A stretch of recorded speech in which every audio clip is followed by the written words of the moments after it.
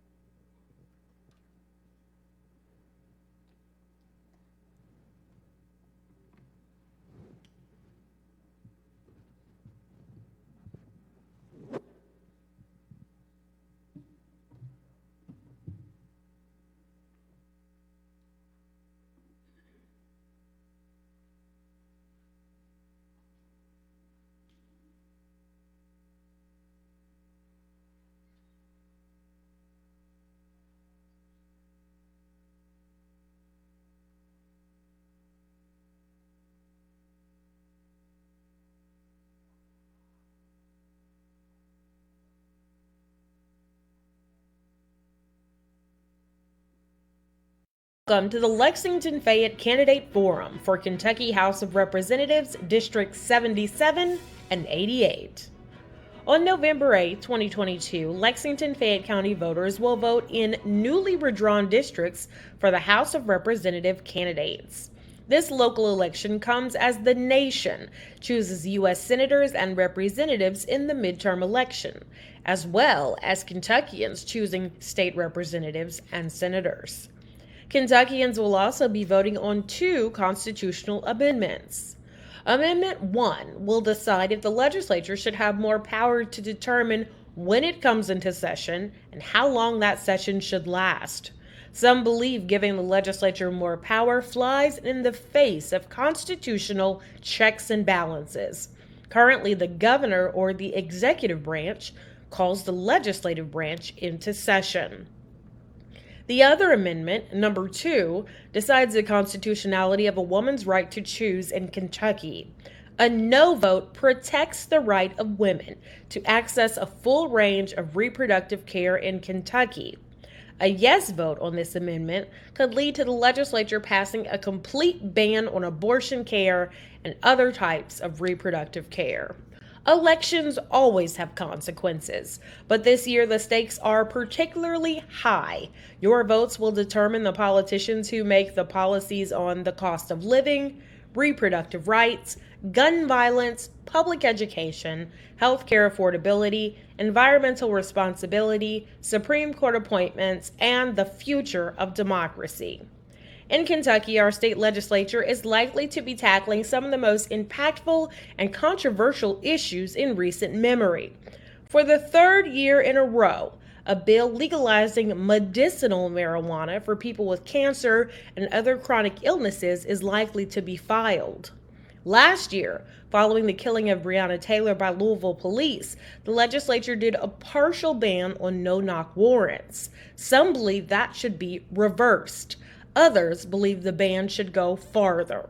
Bills about what children can learn about history and race in the classroom have also been decided recently by the legislature. Book bans are now a hot political topic. The legislators we send to Frankfort this year will have an important impact on our way of life, our schools, and the criminal justice system. Tonight, we hear from the individuals who want to take on the issues facing Kentucky as members of the General Assembly. We'll hear their ideas and learn if they are up to the task of leading the Commonwealth. Tonight, they'll answer the tough questions and share their ideas for helping Kentucky to navigate the future. Now, please join me in welcoming our forum moderator for the evening, Mario Anderson of Spectrum News. Much for that introduction, and good evening once again, and Normally I say good morning each morning because I work for Spectrum News 1 and I'm the morning news anchor, and we start our work days at 4 a.m. Eastern time. So normally I say good morning, but tonight I say good evening. But we appreciate you all being here this evening, but also if you're watching online as it's being streamed on Facebook, and as you heard from the moderator obviously this evening. So we'll talk with the candidates on the stage this evening about various topics which we'll get into here shortly, and also about the issues surrounding the Kentucky House of Representatives District 77 and also District 88. And then before we get into that stuff, we'll first want to recognize the sponsors that are helping put this on this evening. Tonight's forum is the second in a series of 4, and the forum series sponsors are Alpha Phi Alpha Fraternity Incorporated, Alpha Beta Lambda Chapter, the Center for Prophetic Activism, the Kentucky Community Action Council, Civic Lex, Kentuckians for the Commonwealth, and the John Rowe Chapter of the National Bar Association. So let's give those sponsors a round of applause.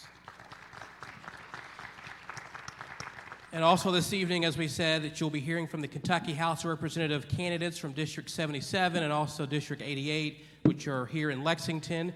And before we get started, we'll actually go over the rules for everyone here listening, people that are watching on Facebook, the stream, but also for the candidates here on the stage this evening. Now, the questions for the forum will cover a variety of issues, including no-knock warrants, reproductive rights, school curriculum, and a variety of other topics. And the questions have not been provided to the candidates in advance, and each candidate will actually give a 2-minute opening statement and also a 2-minute closing statement.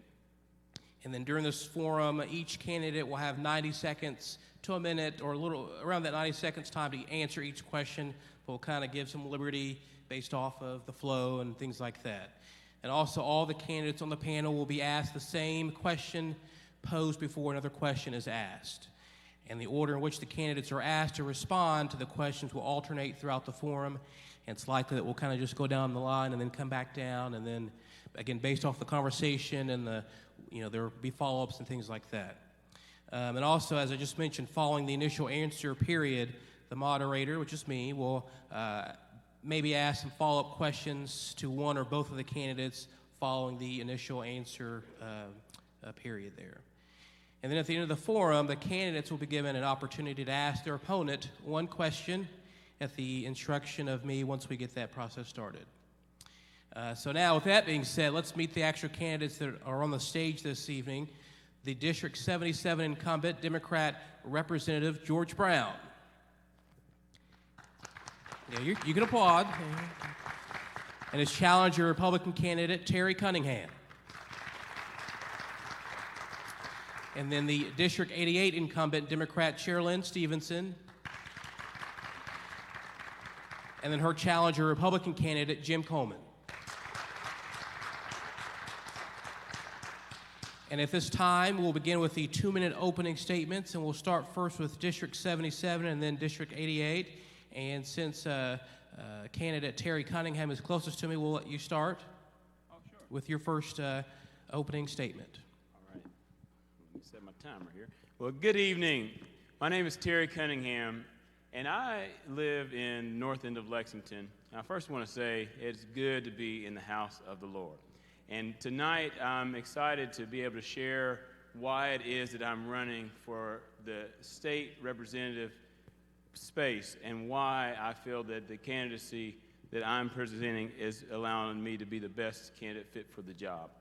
I moved to Lexington from Maysville, Kentucky in 2008 to attend the University of Kentucky. It was there where I fell in love with Lexington, but it was when I moved to the 77th District that I really began to know Lexington. Out of college, I began pastoring a church in Jimtown, and I also worked during the day as a bus driver for LexTran, where I would ride for people on the Georgetown route, the North Broadway route, the areas where in the 77th I would be the first person that people would see on their way to their commute to work and sometimes on their way home.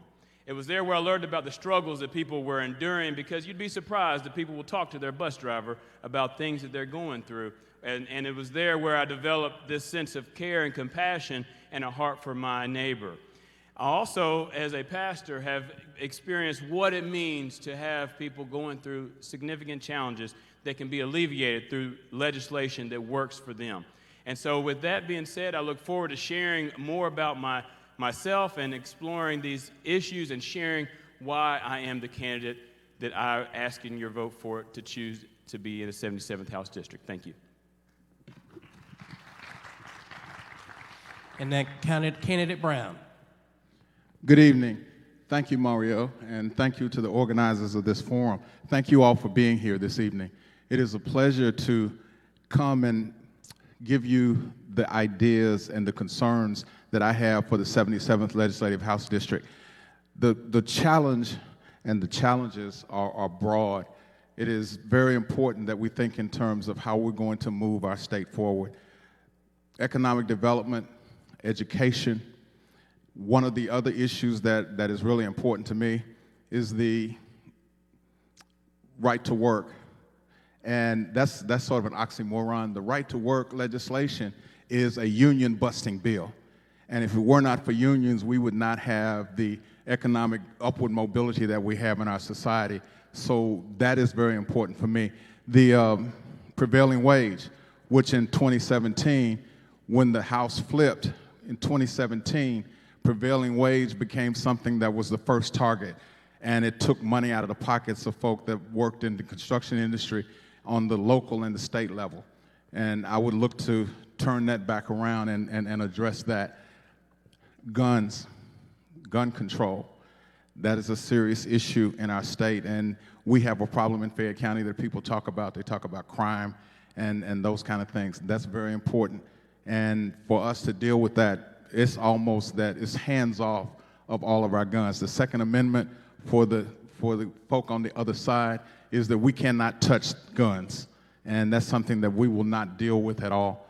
But we've got to make changes. We can't have change if we're not going to address the issues that are of concern in our community.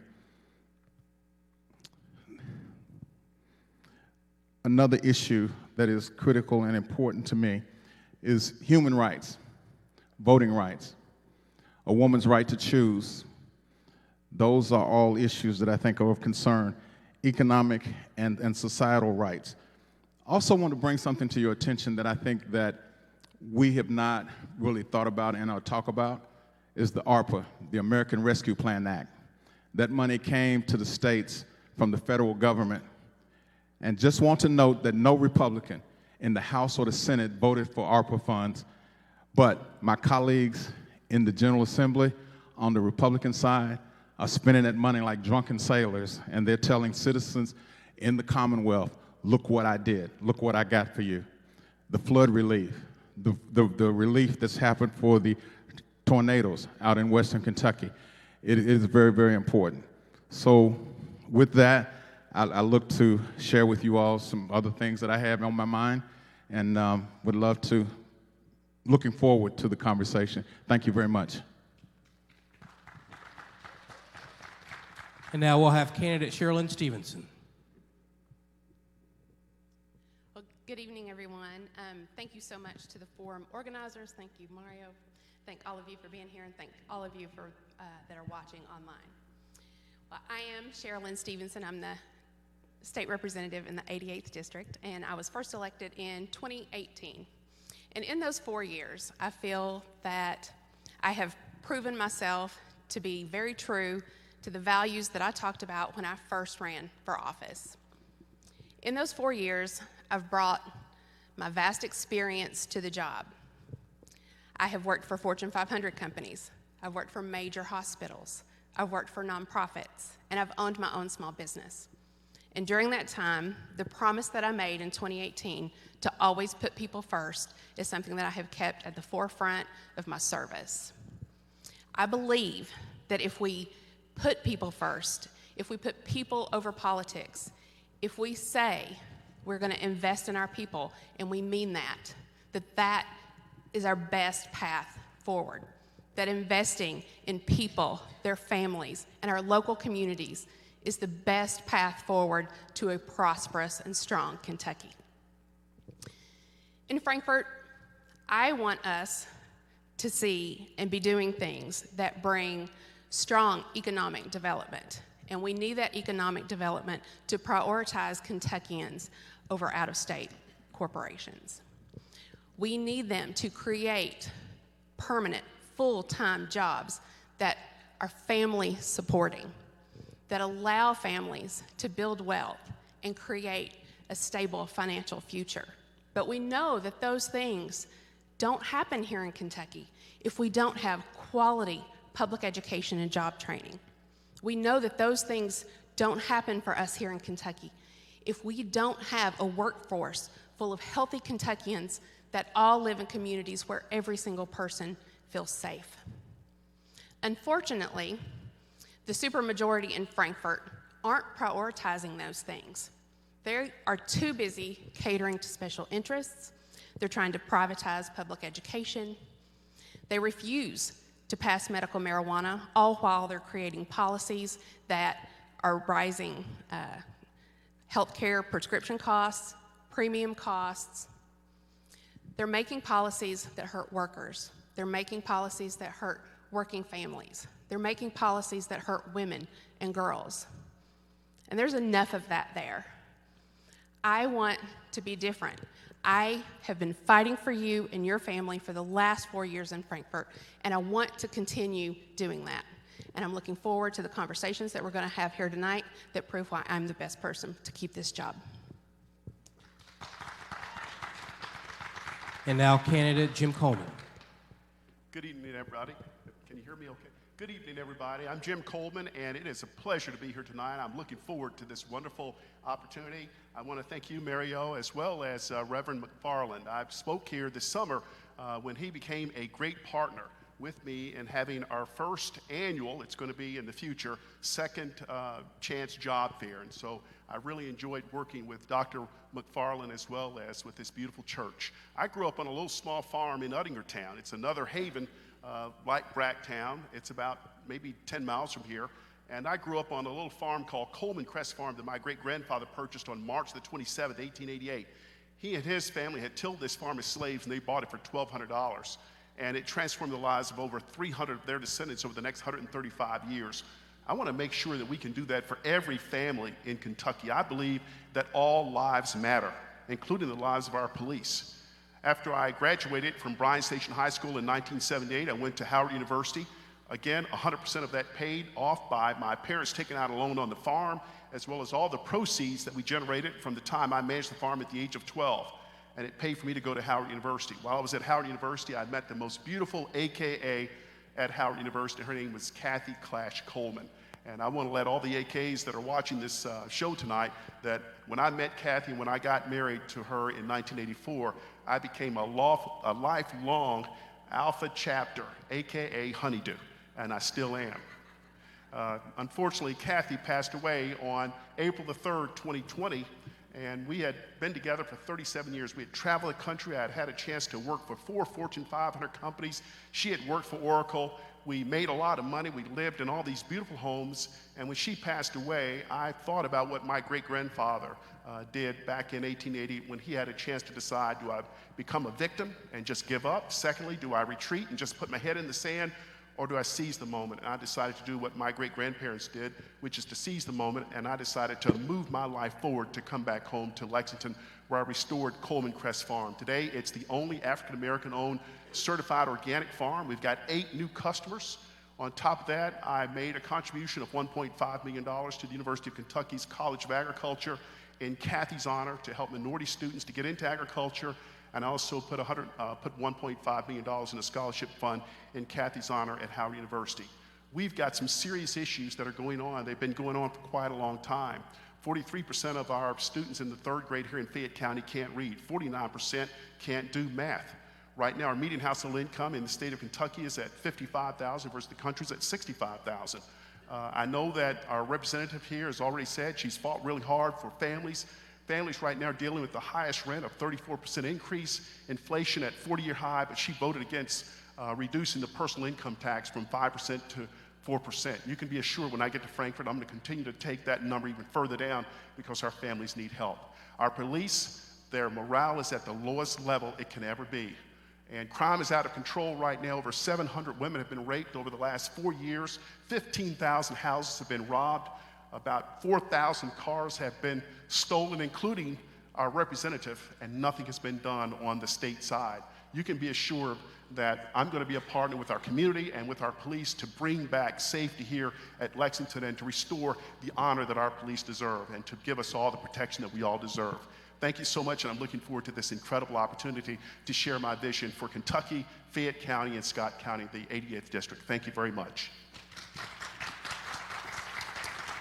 All right, thanks to all the candidates for sharing their opening statements, and we'll get into the discussion on the various topics this evening, and we'll also, now that we're going to start this portion, we'll kind of stick to that 2-minute time frame, so I will interject if you do go over that time, so be prepared for that, okay? There's no bells, just my soothing voice. All right, so we'll first start, since most of the candidates referenced some form of crime prevention or gun violence. So we'll start first by asking about, should the state legislature actually have a role in reducing gun violence? And if so, why or why not? And what policies would you support to reduce gun violence? And we'll start with you, candidate Stevenson, or sorry, candidate Cunningham, who's closest to me first. All right. Thank you. And the question of whether the role of the state legislature, the role that we have to address gun violence, I think that these matters are best addressed at a local level.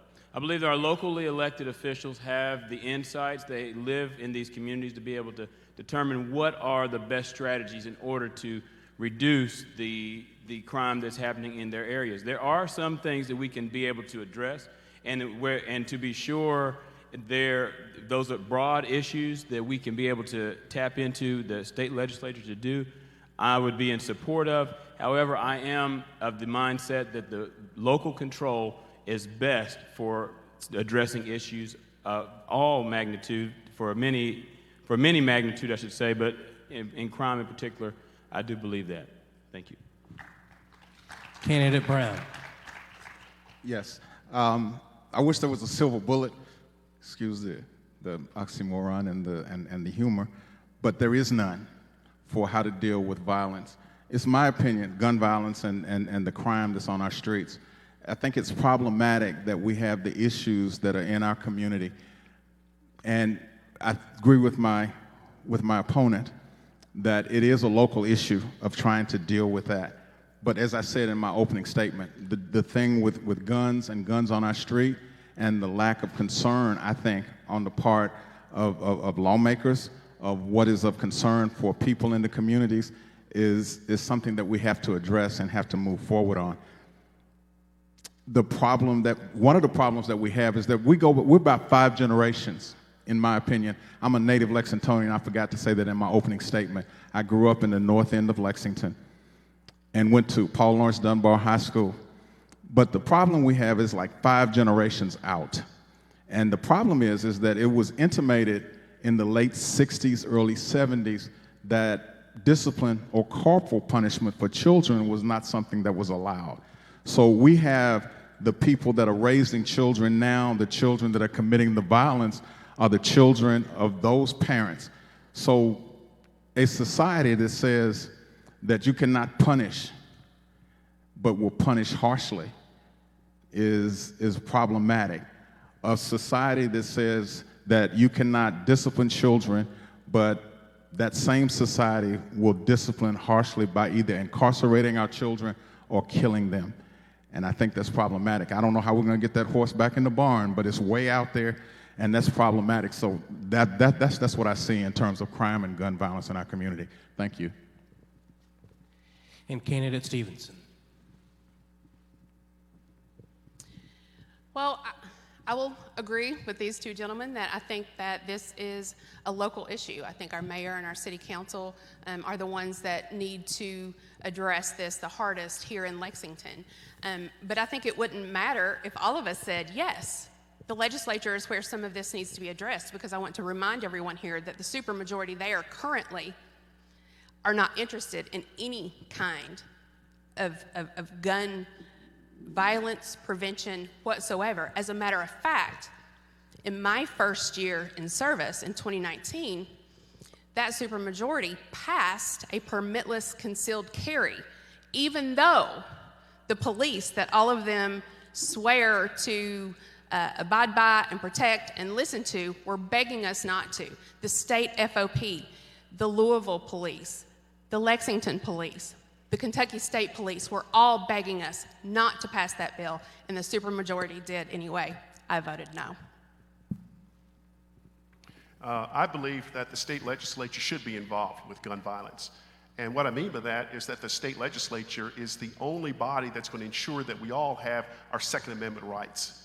And it's important for us to have Second Amendment rights, because if we don't, we'll turn into Chicago. Chicago's got the toughest laws in the country, and it's out of control. They have so many murders that are going on, and what's going on in Chicago is only the bad guys get to have guns. The law-abiding citizens don't have guns. Look, I'm building a brand new house on my farm, and we've heard our police department where right now we have 122 vacancies. 150 of our police officers are eligible to retire at any given time. Lexington is out of control on murders, crime, break-ins into homes. I'm telling you right now, I encourage everyone to be able to carry a firearm and to be able to protect yourself. And when I get into the state legislature, I'm going to ensure that we protect the Second Amendment. Now, that's a totally different view from our current representative. She believes we need to take up everybody's gun and get rid of the Second Amendment. I am strong on Second Amendment, especially women. With over 700 women being raped over the last 4 years, especially women need to have the right to be able to pack iron and to protect themselves. And we'll continue on this conversation and talk about no-knock warrants, a conversation that's been discussed all across our state, across the country as well. In 2021, the state legislature passed Senate Bill 4, which placed some limits on the use of no-knock warrants following the killing of Breonna Taylor by Louisville police. And obviously, the city of Lexington passed a permanent ban on no-knock warrants.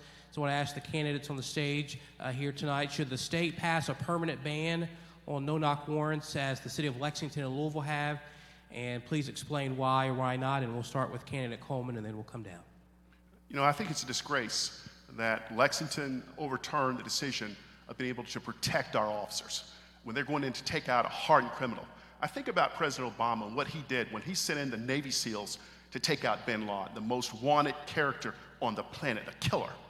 And the last thing we need to do is to send somebody like a Jeremy Russell, who's got 3 daughters, a beautiful wife, and send him in with a guy that's packing iron, known to shoot at police. He's been raping everybody. He's an outrageous animal. And to send our police in to try to have a conversation with him about a warrant and having to ring the doorbell to say, "Excuse me, sir, will you please come out on the front yard and talk about these outstanding warrants?" It's a disgrace. And that's the main reason of why the morale in our police department is down. It's really a tool that's not used often. But when Lexington decided to get rid of the no-knock warrants, it basically said, we do not care. And it's a backdoor way to defund our police department by lowering the morale and reducing the size of our workforce. Bottom line is we got to really use, I know most of you probably agree and love President Obama. Well, guess what? President Obama, during his 8 years, took out 30,000 terrorists. And he went in to take out bin Laden. And his general said, well, sir, we're going to have to go into Pakistan. Should we touch base with them and let them know about international law? He said, absolutely not. No, knock them. Well, sir, we're going to have to go in and deal with this character at his compound. Do we need to go in and make sure that, you know, he's going to have family members there and he's going to have friends there? Do we want to make sure that they're protected? He said, absolutely not. You take out who you need to take out to get him done. And I admire what President Obama did on taking out terrorists. And I think that's what we need to bring here in Lexington. It's out of control. And we need to send a strong message to our police that you are backed 100%. We're going to give you the tools you need, and we're never going to send a father or a mom who's a police officer into a dangerous situation where they've got to grovel and ring the doorbell of a killer to ask him to come out and have a conversation about outstanding warrants. I am for no-knock. Candidate Stevenson. Well, I want to be clear. I am not against guns. I grew up in a family that hunts. There are guns all over my parents' house. So I do not have a problem. I support the Second Amendment. But I also don't think that guns should be in the hands of criminals. Now, I also believe that the bill that we passed in the legislature was about right.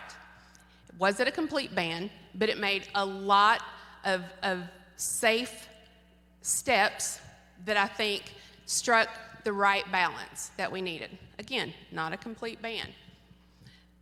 The Lexington City Council and Mayor absolutely had the full right to make that decision for our city, but on a statewide level, I'm not sure that that was the right one. I agree with the decision that we made. Candidate Brown. Yes, tough decision. No-knock warrants and policing communities. I think is difficult, and it's something that I think it can be problematic. What happened in the case of Breonna Taylor was a tragedy, and there are too many of those tragedies that happen with no-knock warrants, and sometimes we have our police that can be heavy-handed.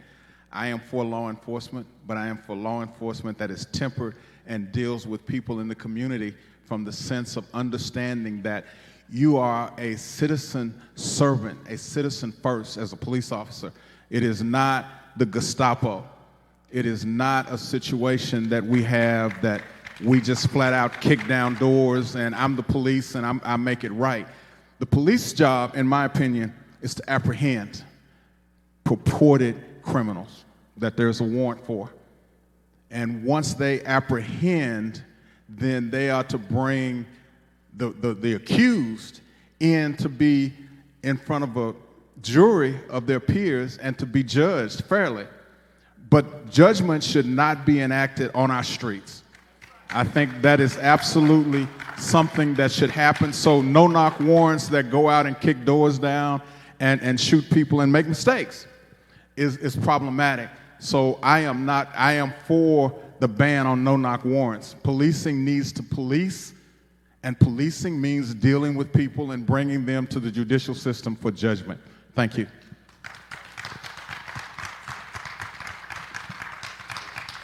Mr. Anderson, could you repeat the question, please? Yes, should the state pass a permanent ban on no-knock warrants as the city of Lexington and Louisville have? And please explain why or why not. Right. No, I do not think that our state legislature should pass a statewide ban on no-knock warrants for the same reason that our Constitution allows for state governments and then local officials to make the more nuanced decisions, just like our city did in banning no-knock warrants. I believe that should be left up to every individual city in their respective counties. And now we'll switch to the topic of education. We'll talk about some education-related items during this portion here. And last year the legislature passed Senate Bill 1, which limits how teachers can talk about race and racial issues inside the classroom. So I want to ask the candidates where you stand on the legislature's efforts to limit how historical events related to slavery, segregation, racial discrimination are taught in our schools. It's more commonly referred to as, critical race theory by many out there. So we'll start with you, candidate Cunningham. Your thoughts on limiting, historical events and what teachers can talk about inside the classroom. So by virtue of the school year, you're limited in what you can be able to teach. You can't exhaustively teach all of the history. And I want to talk about my experience growing up in a household with my dad, who was a historical individual, the president of our local NAACP, and he was the one who taught me about things like Garrett Morgan, the inventor, before he was known other places. He taught about him at home, or about Juneteenth. That was instilled in me by my father. There are certain things that those public schools should not be teaching our children.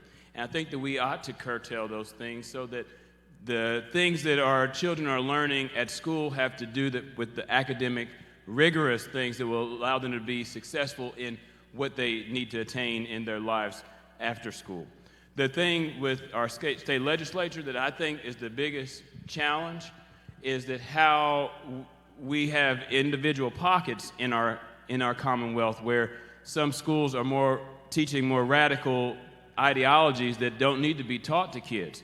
And that is the part where I think that we need to address from the legislative perspective to be able to make sure that kids are being protected and being able to learn what they need to be successful in life. Thank you. Candidate Brown. As we think about history and the study of history, history broken down is his story. It is very important that as we look at history and the teaching of it, that we teach it all. That we cannot hide, in my opinion, from what happened in our society. CRT, critical race theory, is another term, in my opinion, for sanctioning and keeping people from learning and withholding information. That is not the way that we grow as a society. There were ills that happened in the late 18th, the 19th, and the 20th century, and now also into the 21st century. So those truths have to be told. That we got people that are out there that don't want that truth to come out. That truth needs to come out, and it needs to be told. The only way that we're going to solve and put salve on the wound of what happened in this country is that we tell the truth. We can't hide from it. As much as we try to hide from the history and to censor, that's the word I was looking for, censor what happened in history, that's problematic because that does not heal what happened in this country and in the world. So we've got to deal with that, and CRT and censorship is not the way. Thank you. Candidate Stevenson. Well, I voted against that bill, and I was proud to do so. I do not believe that CRT, as it really stands, is being taught in our schools. CRT has become this new monster of an umbrella that so many things that people don't like are being put under that umbrella as a convenient way to silence some of our teachers. History needs to be taught truthfully, because if we do not do so, what do? We are doomed to repeat it. It is essential that our children growing up learn some of the atrocities that happened in this country, because we cannot ever let those things happen again, ever. Now, part of that bill was this list of things that teachers had to teach. Y'all, we have site-based decision-making councils for a reason. That is the strongest part of CARA that we still have in our school systems today. And that means that parents help get to make decisions about what is taught in that school and part of that curriculum. So I do not think that the legislature needs to be telling schools what they can and cannot teach. We help set standards, but then how those things are taught need to be determined at a local level. Every single school is its own little microcosm, and the people that know what those kids need and the level that those kids need to be taught at are the people teaching in those schools, and the parents that are there and are involved in their lives and know what's going on. Those are the people that should be making those decisions. I think the General Assembly has every right to impose its will on what's going to be taught in our schools. I think it's a disgrace when we have black students who are young, who are open to anything the teacher is saying, to become victims. I'm a victim of what happened in the past. And I think it's outrageous for white kids to feel like that they are somebody's oppressor and to walk around with a guilt trip.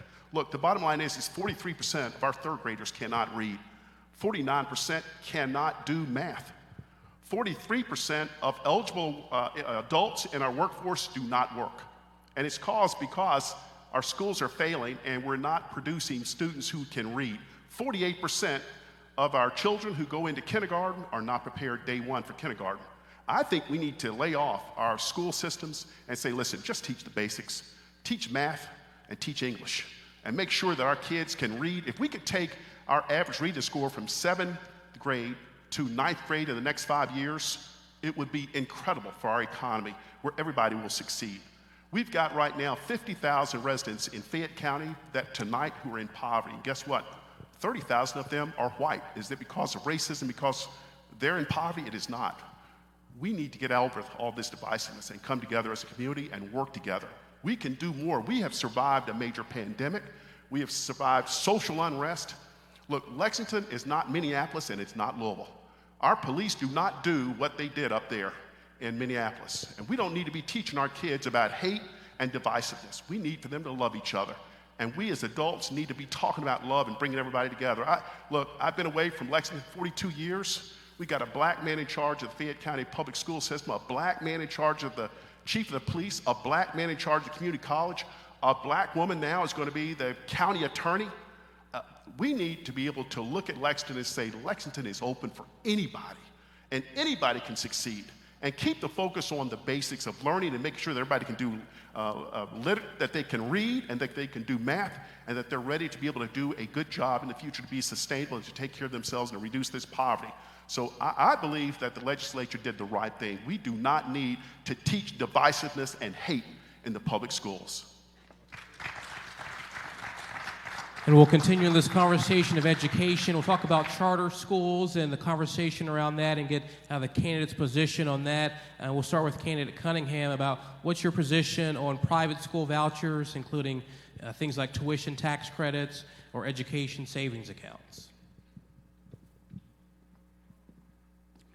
I believe that every single child in this Commonwealth ought to have access to wherever their parents deem that they are best suited to learn and to thrive. Whether that's in a homeschool pod, whether that's at a local school that is private, whether that's in the public school that currently exists. Our dollars that are put into the system, the education system, were never intended to support a system. I use the example of if you are someone who is a recipient of another government-sponsored benefit, such as, let's say, SNAP benefits. We don't say that you can only take those SNAP dollars and take them to go to the Kroger because you're geographically closest to it. If you want to take it to Aldi or if you want to take it to Meijer, you're free to do so because those dollars are free to transfer wherever you go. I think that our education system ought to be the same way, and your candidates would support that should you give me the opportunity in Frankfort.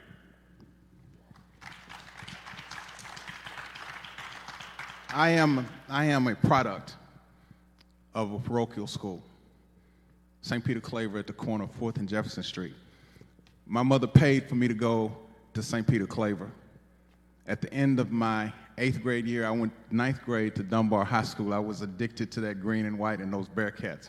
So I went to Dunbar High School, and I have both sides of that article.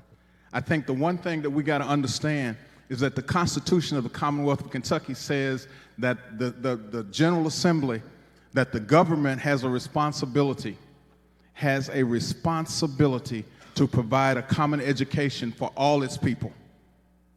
Now, there's limited funds in the education budget. And what people want to do that want to have private education and vouchers, it's like a big hand or big claw, construction claw. They want to reach over into the public education dollars that we're responsible for teaching our children and take that money and provide private education. My contention is that if a parent wants a private education for their child, then they should pay for it, like my mother did. And I think that is critical and important to understand, is that there are not unlimited dollars for educating our children in this state. So that's my take on charter schools, vouchers, and all of those things, is that we got to keep in mind that we have a responsibility. And it is constitutional in the Commonwealth of Kentucky to provide a common education for all our children. Thank you. And candidate Stevenson. I have made no secret that public education is the hill that I will die on. And I am absolutely against charter schools, against vouchers, against education savings accounts, all those kinds of things. Because, as my colleague just pointed out, the Kentucky Constitution mandates that we provide a system of common schools.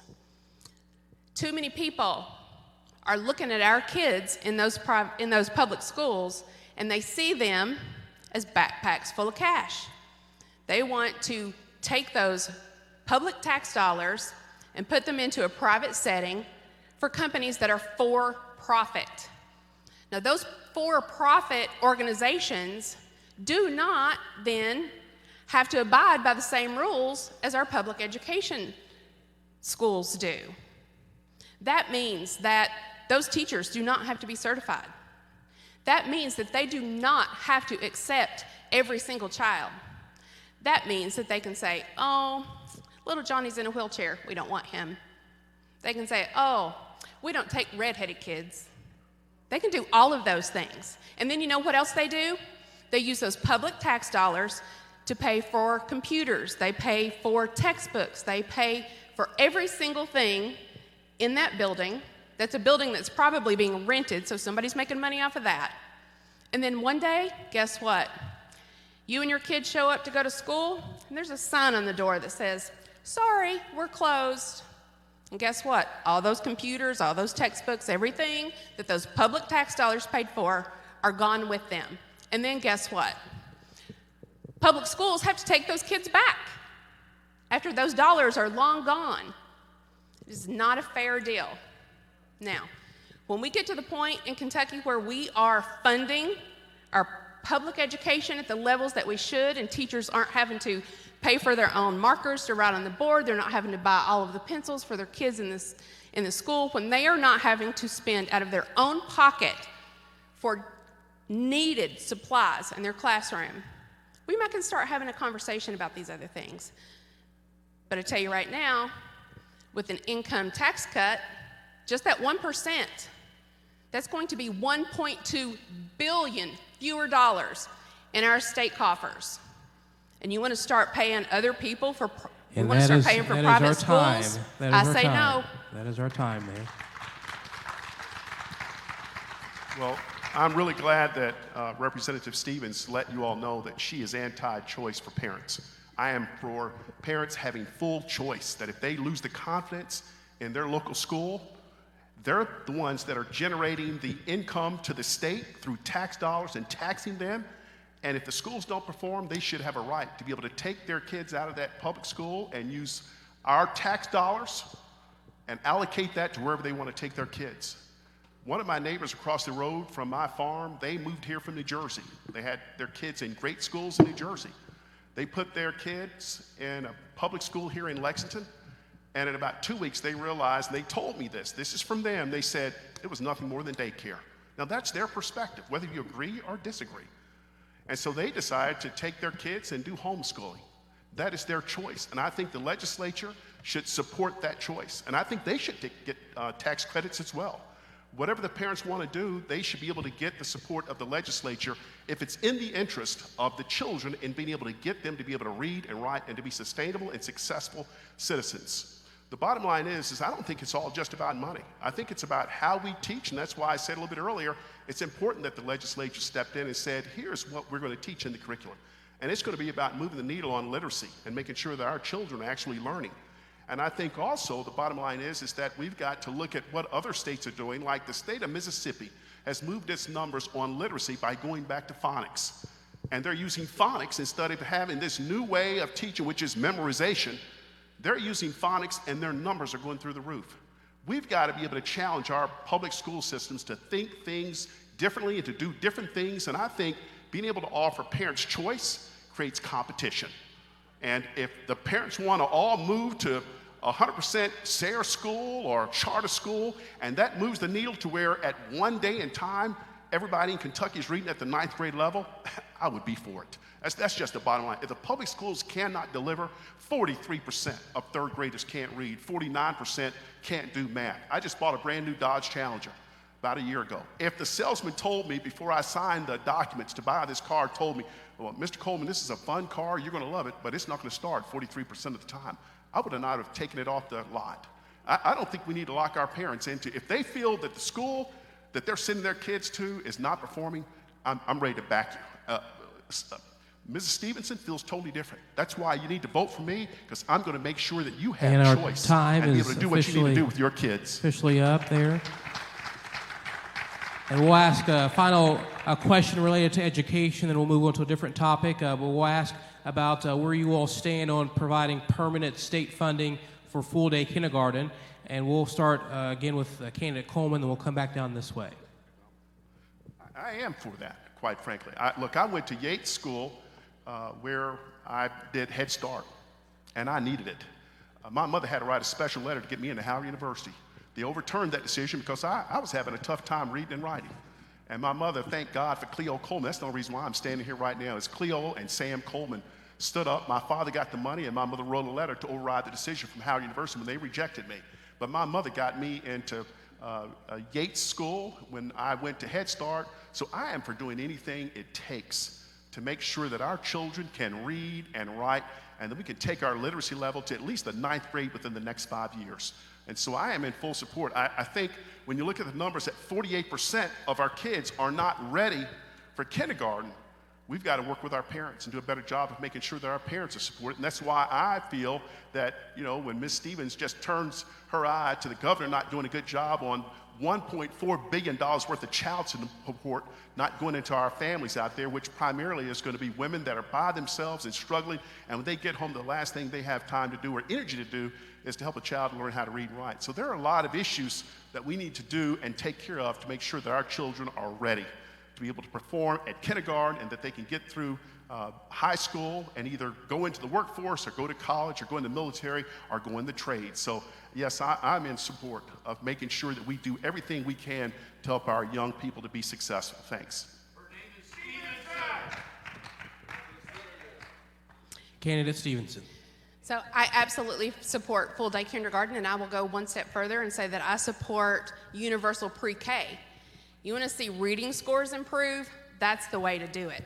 Let's get our kids in and get them all an equal foundation so that when they get to kindergarten, they're all playing on an equal field. Giving these kids that foundation is great, but it's also what we give to our families when we do that. Think about the savings that each family will have if we have universal pre-K and they're not having to pay for daycare. They're not having to pay for pre-K on their own. That also helps us to fix a workplace problem. We have far too many women right now that are having to choose between going to work or paying for daycare and pre-K. Universal pre-K, full-day kindergarten, I'm 100% behind it. It's a big solution for our families. And Candidate Brown.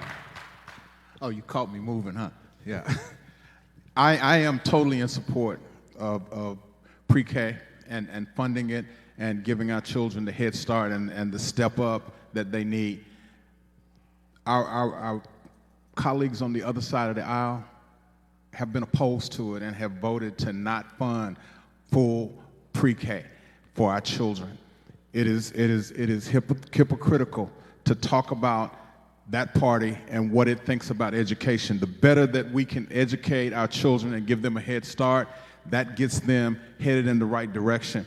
I'm a firm believer in education, and I think it's important that once we educate our children, that we give them the opportunity to contribute, to live, work, and to play in Kentucky.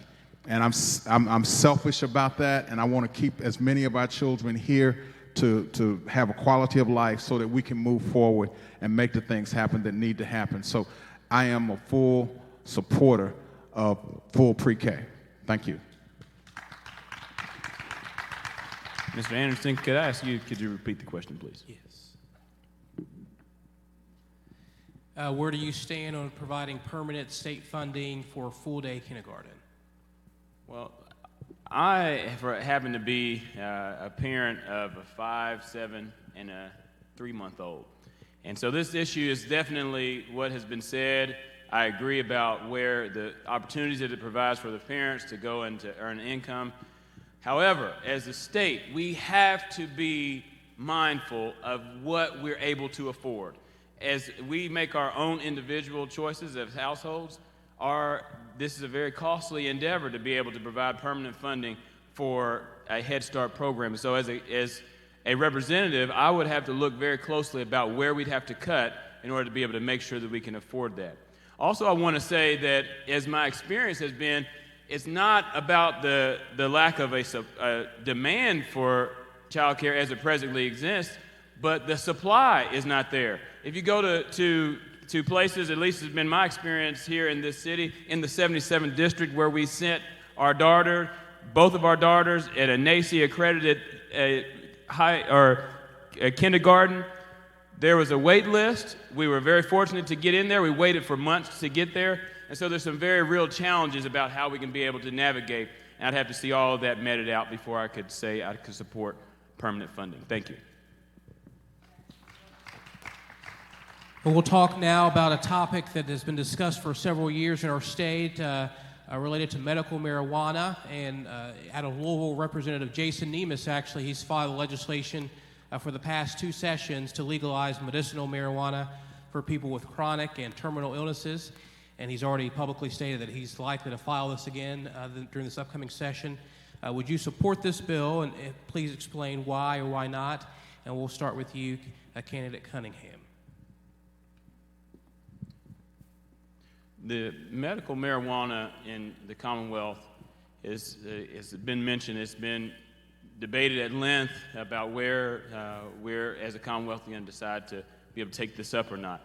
My biggest sticking point has our federal government been the ones who have determined the safety and be able to the Federal Food Drug Administration to be able to decide its effectiveness. So I would have to see the proper testing done, as our governor's already has assigned this task force to be able to do that work.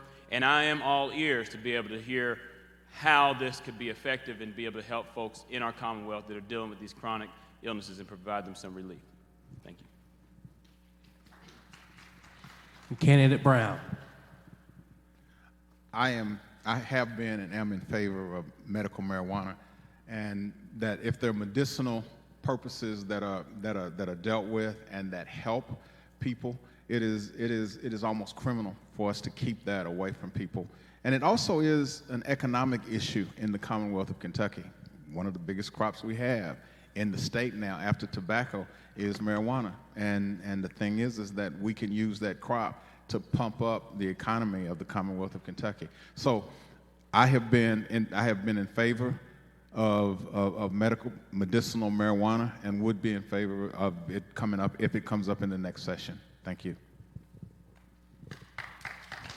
And Candidate Stevenson. I am proud to be a strong supporter of medical cannabis. I think, obviously, if people can get relief from a natural substance that was put here on this earth by the good Lord, then absolutely, we should be letting those people take that medicine. Otherwise, we're pushing harmful chemicals that come from the pharmaceutical industry that have tons and tons of really bad side effects. I'm proud of the fact that I have sponsored House Bill 136 every single year that I've been in the legislature. I'm proud to have voted for it twice. And after my opponent's party, down in the opposite chamber of the Senate, keeps refusing to pass that bill, to even hear that bill, House Bill 136 goes through changes every single year. It gets cut, and it gets cut, and it gets cut, and they try to narrow it and narrow it and narrow it into something that they're hopeful that the Senate will pass. Well, after seeing how harmful those cuts have been and how narrow it makes the list of patients that it could help, when we were down to only four diagnoses that it could be prescribed for this year, I actually ended up filing my own bill this past year to legalize medical cannabis that looked a lot more like the original House Bill 136. Again, we have patients in need, and they need this medicine now. I want to do everything we can to help Kentuckians to deal with whatever illness they're dealing with. But I do want to be careful, and I want to be more knowledgeable about medical marijuana when I get in office. I do want to listen to the experts. We've got experts in the Senate, Dr. Douglas, who's our senator here, Dr. Alvarado, and other doctors. I want to hear from them on what their advice is about the side effects. Is it the right way to go? It is something that I would be open to, but I really want to learn more on this particular topic before I make my final decision, because it's got some side effects that I'm concerned about, but on the flip side, it could have a really tremendous big upside. So I really want to learn more about this issue before I make a final decision. Thank you.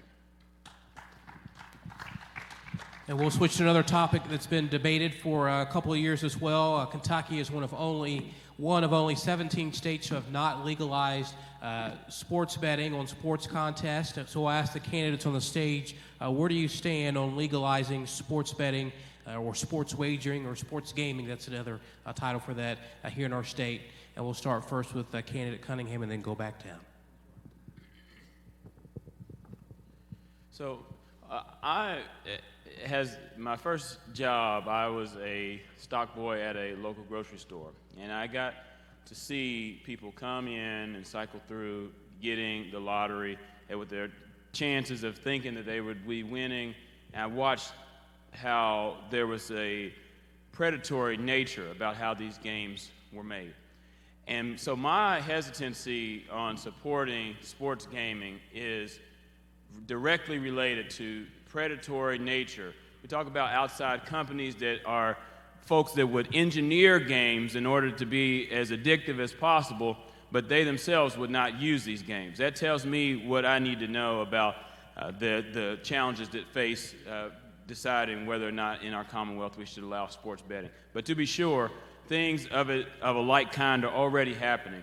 And so we need to be able to regulate that as well, I think, in order to be able to find how we can protect the best interests of those in our Commonwealth. Thank you. The hypocrisy of it all. We have a state that has gaming with horse racing, and we hang our hat on that, and we're proud of that. But then sports betting, wagering on other things, we say that we need to keep that out because that is like the devil. It is a demon for us. We are leaving money on the table. We're leaving revenue on the table. We're treating adults like they're children. And we say that we should control what you can and cannot do. Sports wagering is done every day. I don't have the numbers of how much is being done, but it's done in this state. And people, if it's not legal in Kentucky, they go across the state line. They go to Indiana, they go to Tennessee, they go to West Virginia, they go to Ohio. They still are sports wagering going on, and it's not something that goes away. So the hypocrisy of what we do in Kentucky, I think, is problematic. And what I've heard as far as the numbers are concerned, that the majority of citizens in the Commonwealth of Kentucky, if given the opportunity to vote, would vote for sports wagering, sports betting in the Commonwealth of Kentucky. And for me, that is an easy vote as a member of the legislature. Let the people vote. Thank you. And candidate Stevenson. This is something that I have co-sponsored in the legislature all 4 years that I've been there. I have voted for this as we passed that in the House this year. This is probably the issue that I have gotten the most emails and the most phone calls about in all 4 years that I've been there. People in the state really, really want sports betting. We hear numbers thrown around that it's about 90% of the people believe that we should have sports betting. And those numbers are similar for medical cannabis. If this is something that our people desperately want and the legislature is not giving to them, then I say shame on the legislature. I believe that on sports betting, especially online, people are already doing it. And so we've got to find a way to be able to make that available to Kentuckians. I'm for it as long as it does not have a negative impact on horse racing. We're right now here in the center of the highest amount of horse farms in the world. And I want to do everything that we protect our horse racing industry. It creates over 65,000 jobs, $6 billion a year in economic impact. But on the flip side, I am open to a discussion about online betting and to help us to get more tax revenue. And I'd like for that tax revenue to go directly into our school systems. Thank you very much. And we'll now switch and talk about the two constitutional amendments that are on the ballot this November. And we'll take them separately. We'll start with 1A, which is the Kentucky Constitution provides when the state legislature meets for regular sessions. It also provides that the governor must call a special legislative session, and if passed, Constitutional Amendment 1 on the ballot would allow the state legislature to change the end date of the legislative session and allow the House Speaker and Senate President to call special sessions. So for the candidates this evening, what is your position on Constitutional Amendment 1, given the effect that it will have on government's checks and balances? And we'll start first with candidate Coleman, and then we'll come down this way. I am for Constitutional 1. I think the legislature should have the power and right to be able to meet when they need to. I think that our General Assembly is a lot more proactive on a lot of issues that are affecting Kentuckians than our current governor. And so I think we're holding back progress by not allowing the legislature to meet when they want to. So I am for Constitution number 1. And candidate Stevenson. Well, I am not in favor of Constitutional Amendment 1. And there's several things in that. We are a part-time citizen-led legislature. And currently, our Constitution dictates that we meet those 30 or 60 days. And it's really important for a part-time citizen-led legislature for people to be able to know when they're going to be in session. And having those end dates disrupted and 12 extra days thrown in there and having that calendar spread much further throughout the year, that actually will prohibit working individuals from being able to serve. Right now, the way that the calendar is made up, it allows those people, and lots of people in the legislature have other jobs. And so that is something that's really important if we want to maintain that we are a citizen-led legislature. Because I believe that that legislature needs to look like Kentucky. It needs to reflect who we are. And that's one way that we can prevent working people from serving. And let's not kid ourselves. This is also a swipe by the majority party at a governor that they don't like. That's first and foremost what that's about.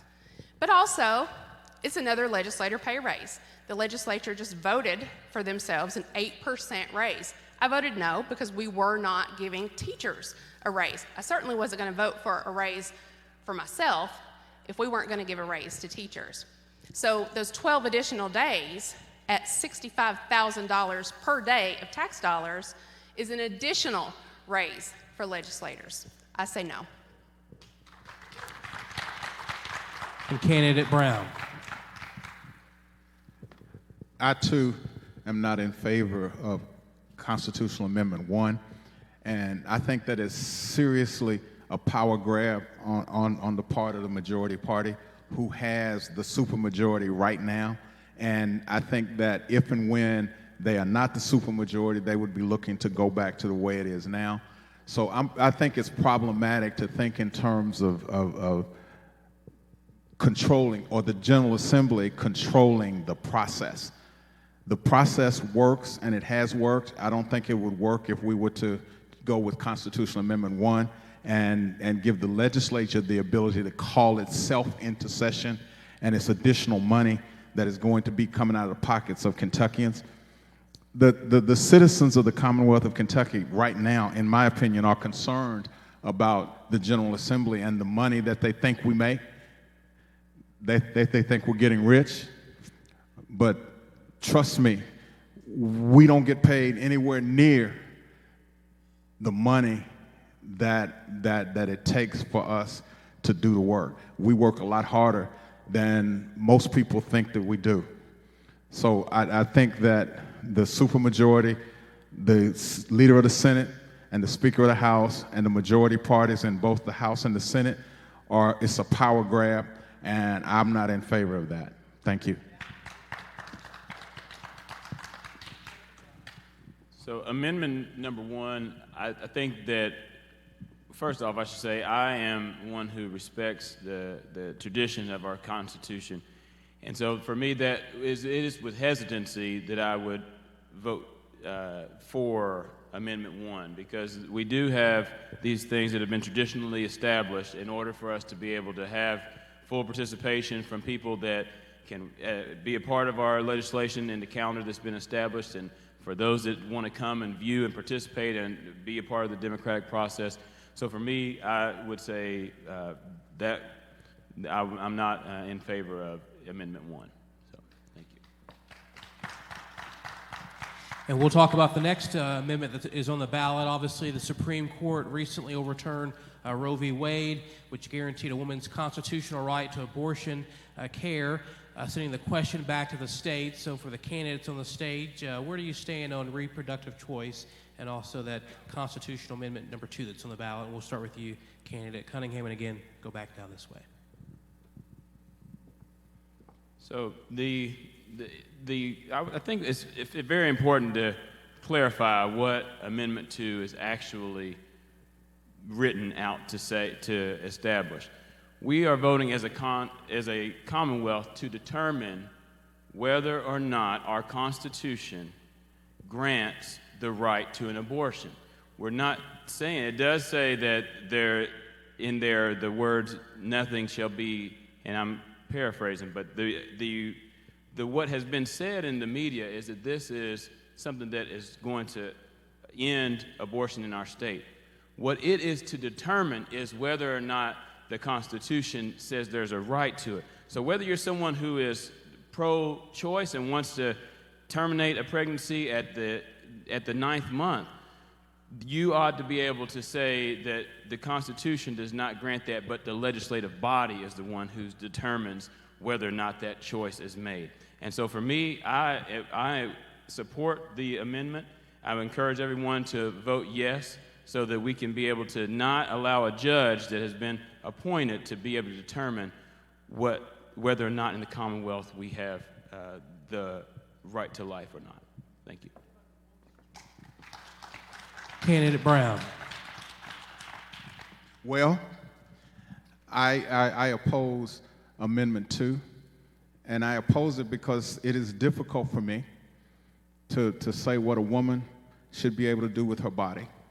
I think the Dodd decision was the wrong choice, the wrong decision to be made for our country. It was supposedly when the sitting Supreme Court was going through its hearings that they said it was settled law for 50 years. And why are we now talking about the taking away the ability to have an abortion? I, as a man, and some of you all as women, should have your choice to do what you choose to do. I, as a man, cannot choose or cannot tell you what you need to do with your body. And that is important to understand. I think that on Constitutional Amendment 2, the answer is no for me. Thank you. Candidate Stevenson. I am a no on Constitutional Amendment 2. I believe that the choice to have an abortion is a medical choice. It is not a political one. And I think that what's really key to understand is that this constitutional amendment allows for 0 exceptions. There is no exception for rape, there is no exception for incest, and there is no exception for life of the mother in there. So somebody can't say, hey, I'm okay with exceptions, but also say, we're going to vote yes on Amendment 2. That doesn't jive. So there are too many open questions also about what Constitutional Amendment 2 could mean. What will that mean for contraception? What will that mean for IVF fertilization? There are so many questions that have popped up in the wake of this, especially since the Dobbs decision. You know, the decision to put this constitutional amendment on the ballot was not this session, it was a previous session. And so with the Dobbs decision, it's put this constitutional amendment into a completely different light. And so with the fact that we know 2 9-year-olds had to seek an abortion in the last year in Kentucky, which is not available to them in this moment. Let's remember that. 2 9-year-olds. If a 9-year-old is pregnant, a crime has been committed. And I am not okay with telling a 9-year-old that they have to carry a baby. That's a baby having a baby, and I can never be okay with that. I am pro-life, and I also believe that along with that, we should have 3 exceptions. I think when the mother's life is at risk, as well as rape and incest, that we do need to have those 3 exceptions. When I do win, I'll be in the caucus to be able to push for that kind of legislation, but I do believe in life. We have over 4,000 babies, 4,000 unborn Kentuckians who lose their lives every single year to abortion. But I do believe in exceptions. And so I'm for the amendment Constitution number 2, but I do believe we need exceptions. And when I get into the legislature, I'll be pushing for that. We'll talk about another issue that has been debated for quite a while. Actually, in this last 2022 legislative session, a statewide fairness ordinance was filed to prohibit discrimination in employment, public accommodations, and several other things based on sexual orientation and gender identity. So if that bill was filed again during the 2023 legislative session, would you vote for it? And we'll start with candidate Cunningham, and again, we'll go down this way. So in our Commonwealth, we have the existing channels for if you experience discrimination in whether you're seeking to obtain housing, those existing channels. I am one who is a proponent of small government. And so for me, the fairness that we do have channels that exist currently so that we can be able to go and be able to report when there's acts of discrimination. And I think that we should I am supporting to enforce the laws that are currently on the books. Thank you.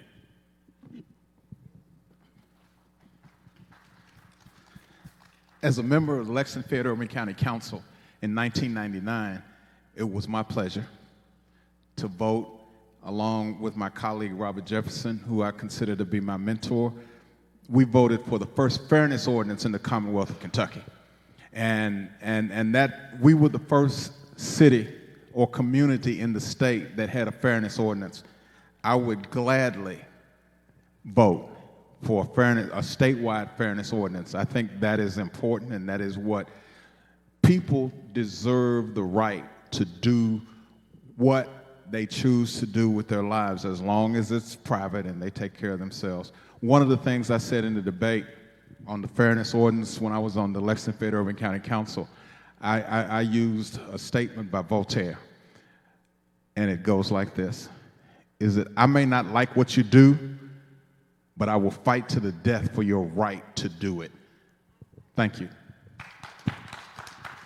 Candidate Stevenson. Well, the 88th district is Lexington and Scott County and Georgetown. So Lexington and Georgetown both have a fairness ordinance.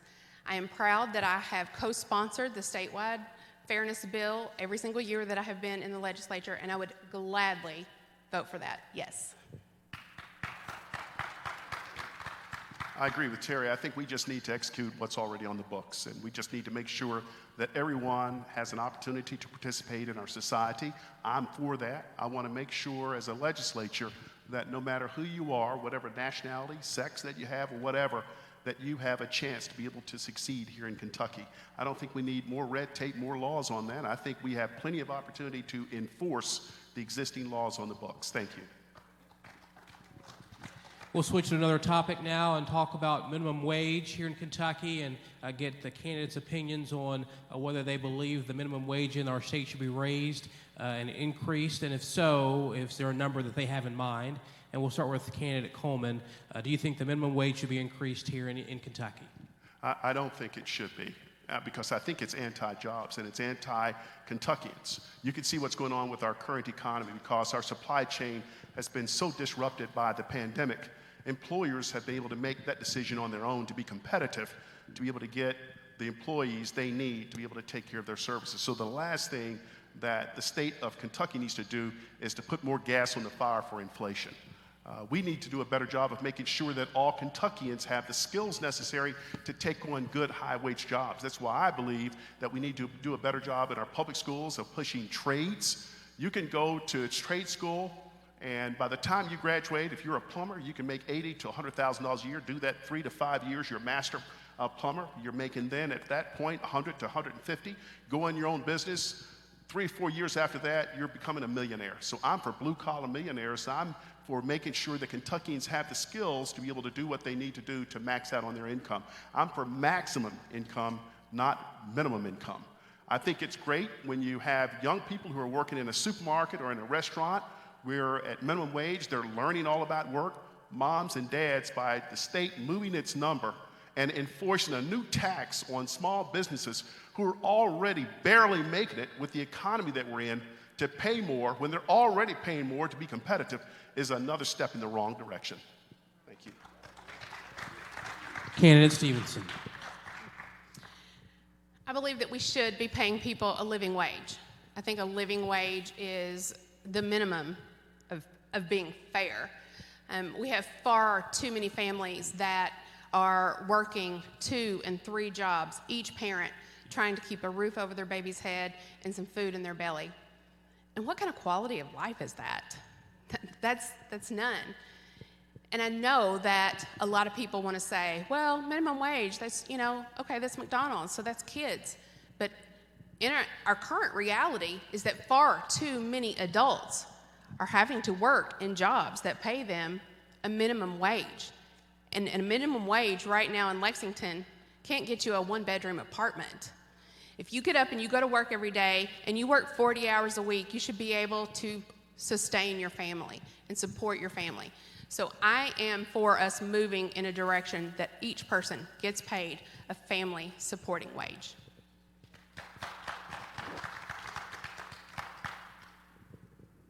Candidate Brown. I am for raising the minimum wage for workers who are struggling out there in our society. It is not fair that we have working poor people in our society, people that cannot afford to put a roof over their head or put food on the table, that we have got to do better. We've got people on the top echelon of our society that are making thousands of dollars a year, that are CEOs and folk that are running organizations. For it not to trickle down, that we had a former president, Ronald Reagan, who talked about the trickle-down theory. Trickle-down never got down to the people that needed the trickle. So it is important that we understand that we got to do better, that the cost of living has gone up, but the minimum wage has stayed the same. It is not fair and or right. We profess to be a Christian nation, and we have people that are making extraordinary amounts of money, and they are working people to help them make that money, to generate that profit. And we can talk about the supply chain and all of those things all we want, but at the end of the day, fair is fair and right is right, and we've got to do what's right and what's fair for all of our citizens in this society. And until we do, there's a saying, I think it was in the movie A Color Purple, that Oprah Winfrey's character, and I can't remember her name, but she said, until you do right by me, you will have to suffer, because right is right and wrong is wrong. Thank you. And Candidate Cunningham. Yes, and may I? Yes, do you think that the minimum wage should be increased here in Kentucky? And again, I lament with the way that our society, at $7.25, no, that is not a sustainable way of living if that's what income you're able to generate. However, I want to point back to the pandemic, when we had a time where people were not coming in. I don't know about you all, but I drove all around Lexington. I saw signs for now hiring popping up with wages far exceeding the $7.25. It was driven because there was a demand, and then in turn, the market responded.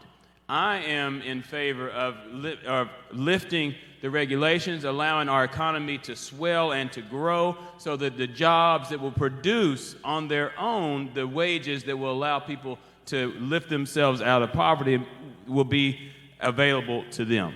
So thank you. And we'll continue on this topic for a couple more moments, and we'll start first with candidate Stevenson, and I'll ask you, do you believe there is a wage gap between men and women or between individuals of different races or ethnicities? And if yes, how do we close that gap? Well, I don't think I have to say that I believe it. Stats and data shows us that there is absolutely a gap between men and women and different, what was the word that you used? Different races or ethnicities. Yes, absolutely. It is. And so we have to start ensuring that people get the opportunities that they need, that we are ensuring that diversity and equity and inclusion is being taught in all of our workplaces, and that those principles are being applied across our workforce. I think too many times I've worked for, like I said, Fortune 500 companies, and too many times HR has been really stringent in, you don't discuss what you make with your other people. You don't discuss those things. And that has been a way that we have held people back. That's been a way that we have been able to pay women less. That's a way that we've been able to pay minorities less. And that has to end. If you get up and you go to work and you do the job and you do a good job and you're doing an equal job to your peer, you should be making the same amount of money. Candidate Coleman. See, you know, it's the tired old argument about that racism is going to fix all of our problems. If we could just get rid of racism, everybody's going to make more money. That's not the reason of why we have gaps between men and women and the different races. I think it really is all about skill building. I did this in Prince George's County, where we got over $20 million that we would apply for out of Workforce Investment Opportunity Act money. And we invested that money in thousands of our residents to move them from minimum wage jobs to high wage jobs so that they could go out and be sustainable. Amazon right now has over 1,000 jobs that you can do out of your home. My wife, up until 2 days before she died, worked for Oracle, and she loved her job, and I think it was one of the major reasons that really extended her life. But she had a fabulous career because she could work at home. And especially for working moms, they need that opportunity to be able to balance their responsibilities of taking care of kids while at the same time earning a good income of $50,000 plus and having full benefits. So I think it's really all about making sure that we're making the right investments in the skills. And that does not mean you have to go to UK or Kentucky State or Transylvania. There are over 220,000 high-wage jobs that are currently open in the state of Kentucky, while at the same time we've got 180,000 eligible Kentuckians who can work that won't take those jobs. So we've got to just make sure that our residents know where those jobs exist, and we've got to make sure that women have full access and knowledge about all of the different jobs that are available so they can lift their incomes, whether it's going to an office or at being at home. And for different races, we've got to make sure that they are fully knowledgeable. And that's why I really pushed this past summer about a second chance job fair. We had over 450 of our residents who have served time in incarceration to come to that job fair. And you've got Lextran and Toyota there with $19 and $20 an hour begging for them to come to work.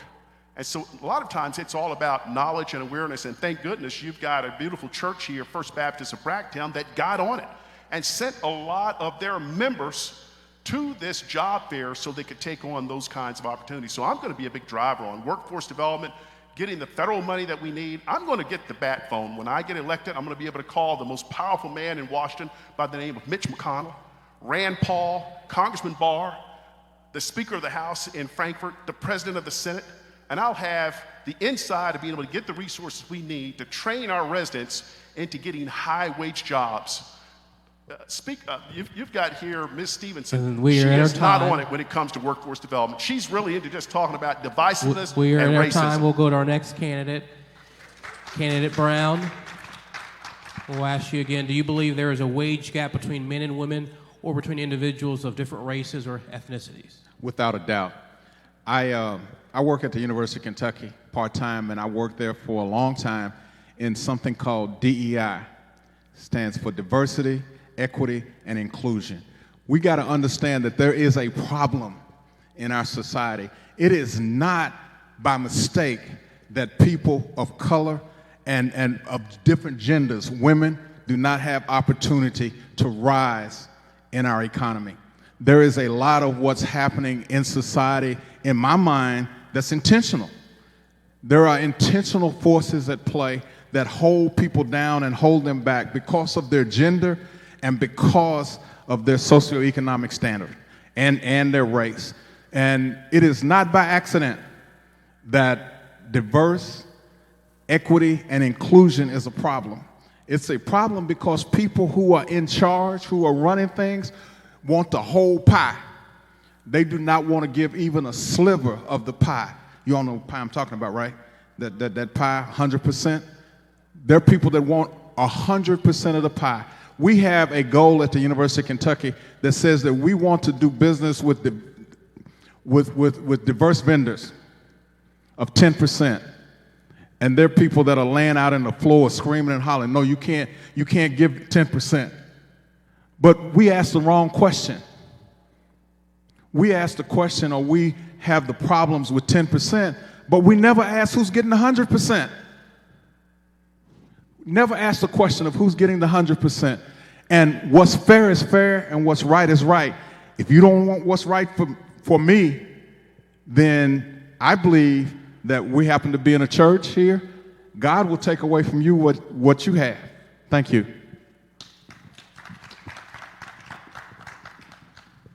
So the question is whether or not I think there's a gap that exists.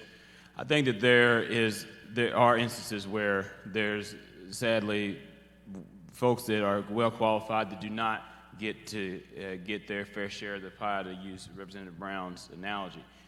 However, the response from our legislature to that, I think, is one where we ought to be very, very careful about going into legislate how someone runs their business. As was mentioned earlier, that we have in Lexington, for instance, many qualified individuals in high positions of power that are doing the work within here in this community that I think ought to be highlighted and ought to be increased to where we can be able to do that. But that came about because they're well qualified and they came forth, and I think that that's the organic approach that should be taken. Thank you. And we'll continue to ask about workforce development and ask the candidates, how do we increase workforce availability or the labor participation rate in our state? And we'll start first with candidate Coleman, and then we'll go from here. Well, I just think it's one of the most important things that we can do, because 43% of Kentuckians are not in the workforce. We've got the lowest workforce participation, only better than West Virginia and Mississippi. That makes it difficult on us to be able to attract high-wage employers, and it makes it very difficult on our existing workforce, where they're the ones paying all the taxes, where they're having to pay more in Medicaid funding and welfare and unemployment insurance to those who are not working. It's just not fair. The General Assembly passed a big bill on welfare and reform, and the legislature here just voted straight against it. And all it was saying is that you just can't use welfare money and food stamps on buying alcohol, cigarettes, and lottery tickets. She was flat out against that. And all that's saying is it's fair to the taxpayers for us to make sure that that money's being spent wisely. We need to make sure that we're making the investment. Somebody today who's been incarcerated, I'm for what they're doing in the state of Florida, being able to have within the penitentiary system and the local county jails simulator programs where they can learn how to get a CDL while they're incarcerated. And once they get that license, and this is all based on what they've done in their crime, that we can accelerate that sentence. Why? So they can get out of jail, make $60,000 working for UPS or FedEx, Blue Cross Blue Shield, and get their children off of Medicaid, because we're spending over $10 billion a year on it, and relieve our taxpayers and help our residents to be productive. CDL licensing, HVAC, carpentry, masonry. These are programs where you literally can become a multi-millionaire and not have to grovel to anybody. I'm going to be Booker T. Washington on this, you all. When you get me in office and go down to Frankfurt, again, I'm going to have the backbone where I know I can get the federal funding. I've done this in Westchester County as well as in Prince George's County, in Prince George's County, we had over 70,000 residents a year getting training because I was able to get $20 million out of Workforce Opportunity Act money that for most municipalities it goes unused and it gets wasted. But we're going to put that to work and work with good organizations like Goodwill to make sure that our residents get good, high-wage job opportunities and where they are literate and they can do the job and make 60 and 70 and 80,000 Blue Cross Blue Shield, and everybody wins. All lives matter in Kentucky. Thank you very much. Candidate Stevenson. Well, Kentucky's on a pretty good path. In the last year, we have had more economic development announcements happen, and we have had more jobs created than we ever have in our past. We have to keep investing in our people and investing in our local communities. One thing that we have to do if we're really going to keep attracting big business here is we have to be sure that we're making the right investments in our infrastructure. We have to be sure that we're building those good roads into Eastern Kentucky. And we're doing that. We're working on the Mountain Parkway as hard as we can. And that's step one. Businesses have to be able to get in there. But infrastructure is not just roads and bridges, it's also broadband, and we're working on that. Almost $600 million was allocated just this past session to be sure that we are connecting every single corner of the Commonwealth to broadband. That last mile, we've been hearing about that last mile for a long time, and we've just allocated the funds to get that in there. And that's going to allow people from Pikeville to Paducah opportunities that they've never had before. We are on a great path. Another thing is we need to look at that workforce participation, and we need to figure out how we can get those people in. Unfortunately, the majority party just this past year decided that people on unemployment were the problem, and they actually cut unemployment. So starting in January of 2023, unemployment will go from 26 weeks down to 12 weeks, but when we have a really low unemployment number, that's going to drop to 6 weeks. 6 weeks. Folks are going to lose their homes. You cannot expect someone who was working in corporate America and making six figures to turn around in 6 weeks and get another six-figure job. That just doesn't happen. Corporate America takes a long time for their interview process. And you can't expect somebody who was just an advertising executive to turn around and start working at Starbucks. There is dignity in all work, but we all know that that is bad for our economy. That's bad for us when they're paying taxes at a rate of six figures to drop down to minimum wage. That's just not going to happen, and that doesn't work for us. We've got to find ways to incentivize companies, keep them coming here. Again, we're on a great path. We're on a great path. So we just need to keep those investments coming, keep those businesses here, keep being attractive. We need to advertise Kentucky. We are a great place. We are a unique place. We are a diverse place. And when we let those things be known, we are attractive. We're attractive to workers. We're attractive to businesses. But something else that we've got to do to attract those folks we're at the time. is keep strong public education and health care. And Candidate Brown, how do we increase workforce availability here in our state? I think first it has to be will. One of the problems we got is lack of will to increase workforce in the Commonwealth of Kentucky. I beg to differ with Mr. Coleman and some of his perspectives about what is happening and how it's happening. That's a panacea. The thing is that this economy is not a panacea. It is real world things that are happening. There are people that are incarcerated, coming out of incarceration, and they're looking for jobs, and they can't get them. And they don't have the training and or skills necessary to go out there and get a job, and people slamming the doors in the face. And I tell people all the time is that as you deal with workforce, you got to knock on doors and knock on doors and knock on doors and continue to try. But the other thing that along the lines of workforce and workforce investment, that I say to people who have been incarcerated and who are coming out and are not where they want to be and need to be is that can you make something? Can you fix something? Can you build something? So what we've got to encourage is entrepreneurship. And we have to be able to have institutions, lending institutions, that will work with people that are trying to start a business to be able to make that happen. What we have is the discrimination in lending. People who have a history and have a past and who have a criminal record don't get the opportunity. So we've got to do some things to make some things happen for some people in this community, in our state. It is really problematic. But as my colleague, Representative Stevenson said, we've had significant investment in the Commonwealth of Kentucky with the battery plant out in Glendale and going down 65 last weekend, all that construction that's going on down there and the significant difference that it's going to make, and all the other economic development initiatives that have come into our state that are going to make a tremendous difference. But we got to start to think differently about people. And if they have a criminal record, we've got to think in terms of second chances for folk and try to lift them up. Thank you.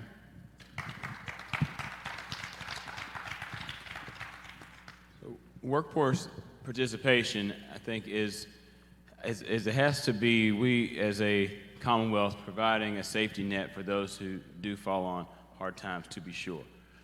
We don't want to, however, allow folks to become generationally in a cycle where they depend on these things, where we can encourage entrepreneurship opportunities for folks to be able to have skills that they gain. I am a CDL holder, and I know the value that is placed on having a commercial driver's license to be able to find those things. I agree that we should be able to use those folks' gifts and skills that have come out and from incarceration, and to be able to help them to be able to find where there's available opportunities for them.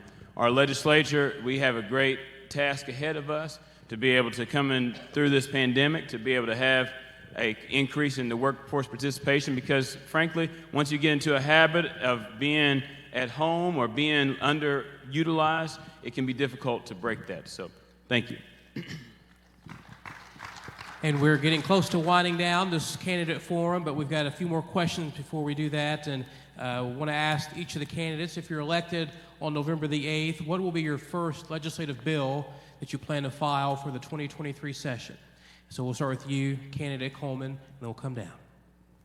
I told the speaker, he did ask me, speaker asked me, he said, Jim, what do you want to do when you become a legislator? There's a lot I want to do, especially on workforce development, making sure that we help farmers to be sustainable. But one thing that is very near and dear to me, and I did it as a private citizen this year, this whole issue about second chances.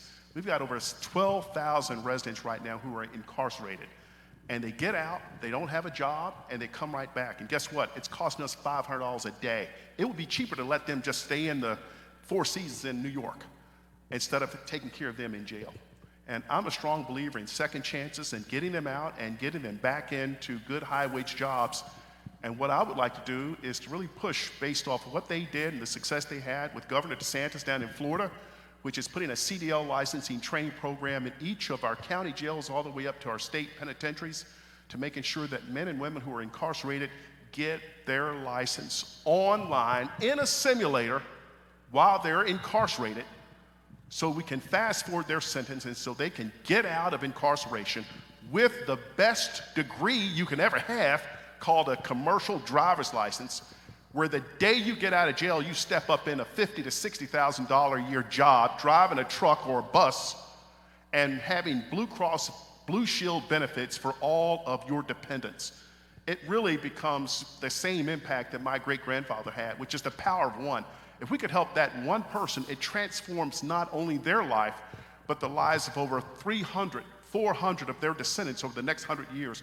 It ends incarceration, drug addiction, alcoholism, violence in the home by helping that one individual. So the biggest thing that I really want to do, outside of all the lot of fun things I want to do when I get in there, based on my experience, is to be able to help the 12,000 residents that are currently incarcerated to get into the free enterprise system and enjoy the American dream by getting a commercial driver's license. Sounds simple.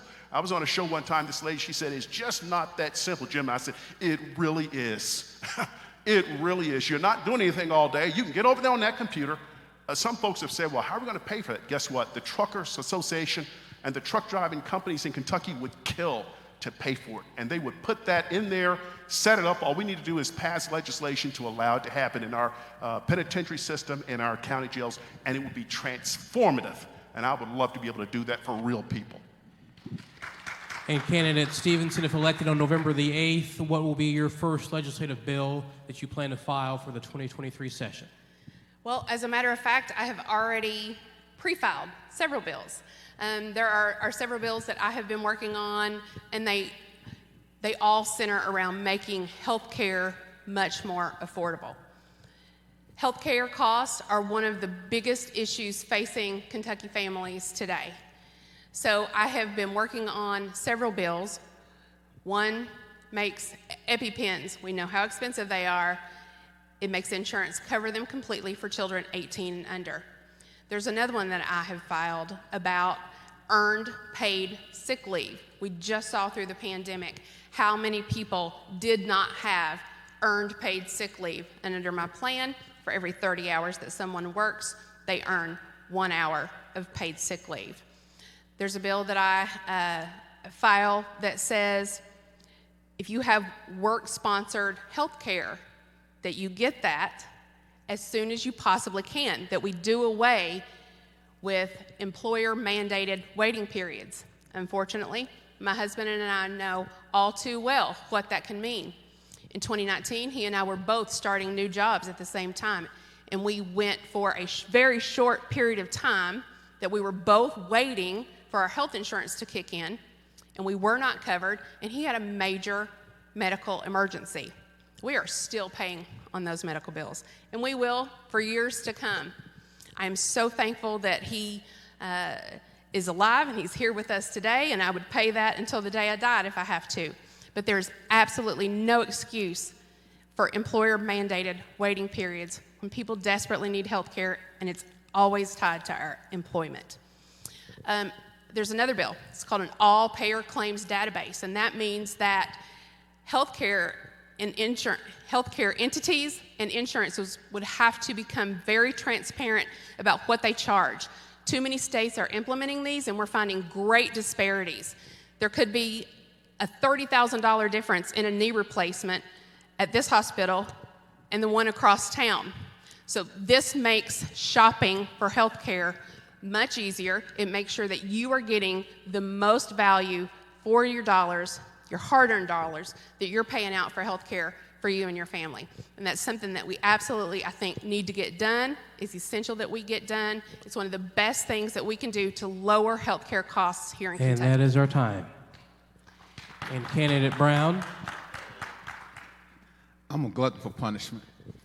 When I first came into the General Assembly, the first bill that I sponsored was a bill that my predecessor had filed for a number of terms, and that was the automatic restoration of voting rights, where we have citizens who have completed their sentence and paid all restitution, but still are treated as second-class citizens. So I will file that bill again.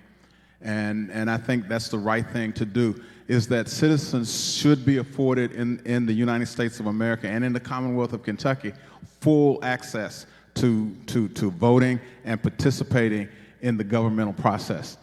The second bill that I will pre-file is the gun safety bill. And people have a problem with that, but the gun safety bill says that a gun should not be left unattended, loaded, where a child or an adolescent can get a hold of it and then kill himself or someone. Moms demand action. I heard from them when as I was talking about this gun safety bill.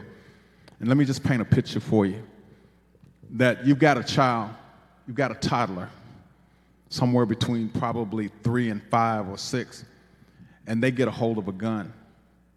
They can't fire it like this. So they want to squeeze the trigger. So what they do is they turn the gun to themselves and they push with their thumbs. Can you imagine what happens to that child? Blows his brains out. A gun should not be in a place or a situation unattended. A loaded gun should not be unattended so that a child can lose his or her life. So those are the two bills that are of concern to me, among others. Candidate Cunningham. Thank you.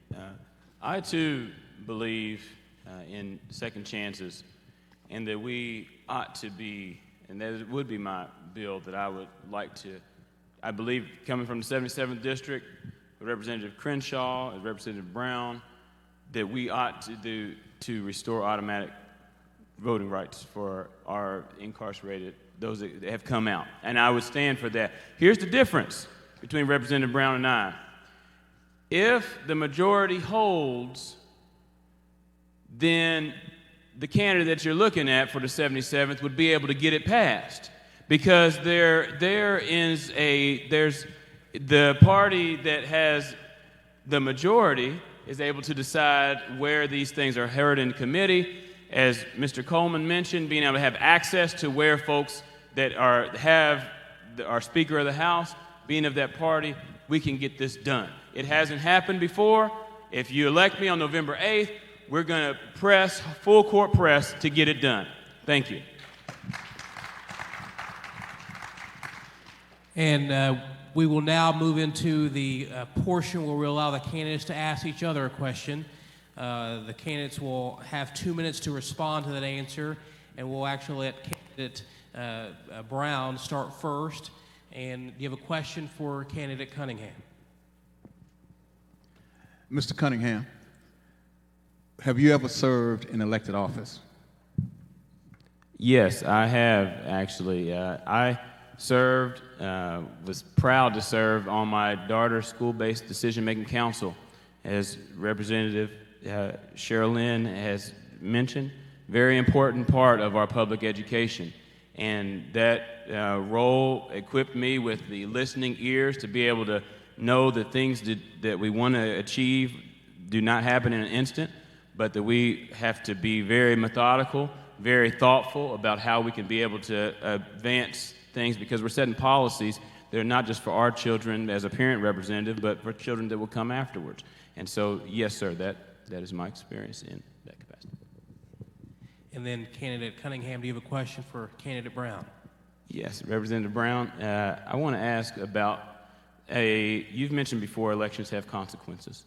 And given that, you've also said that the majority in power controls everything. And so can you share with me, as your constituent, why we should elect someone, should the majority hold in November, why we should re-elect yourself as in the minority? That's a great question, sir. Thank you, sir. I would say that I should be elected as the representative of the 77th Legislative House District because of the experience. I think it's important that what we have right now is an imbalance in the legislature in terms of numbers, and that imbalance does not serve the citizens of the Commonwealth well. And if you do not have debate, you have anarchy. And in my opinion, that's what we have in the General Assembly at this point, with the supermajority in the House and the Senate. And we will now move over to the other candidates on the other side of the stage, and we'll have candidate Stevenson go first with her question to candidate Coleman. Candidate Coleman, here we sit in a historic Black church, and we are the home state of Breonna Taylor. And as we have seen in recent years, Black individuals being killed at unfortunate rates, how can you continue to say that all lives matter and not say that Black lives matter? Because all lives matter, because we're in it together. And I think it's time for us to end the divisiveness. Here in Fayette County, we have over 50,000 residents who are in poverty. Of those 50,000, 30,000 of them are white, and it has nothing to do at all with racism. I think we need to get way beyond this whole idea of being angry with each other, get over the past, get over the history, and move forward. Joel Osteen talks about we need to really drive towards our destiny. and spend our energy on our destiny versus our past. And I think as a community, I want to be the legislator that brings us all together and gets over this divisiveness so we can get everybody back on track into high-wage jobs, improving our median household income, and giving everybody a chance to enjoy the American dream. And that means everybody, including our police officers, who right now have not been treated right by our leadership as well as by our community. And Candidate Coleman will let you ask a question to Candidate Stevenson. Representative Stevenson, you've done a fabulous job on being able to get high accolades from our Humane Society. You've done a great job on protecting pets. I love pets. When I was growing up on our farm, I had over 18 dogs, not at one time, but from the age of 5 all the way up until I left to go to college. So I really do admire your great work on what you've done for all of our pets and the awards you've gotten from our Humane Society. One thing that's very puzzling is that you voted against Senate Bill number 9, which is all about 2 things, and you voted against this twice.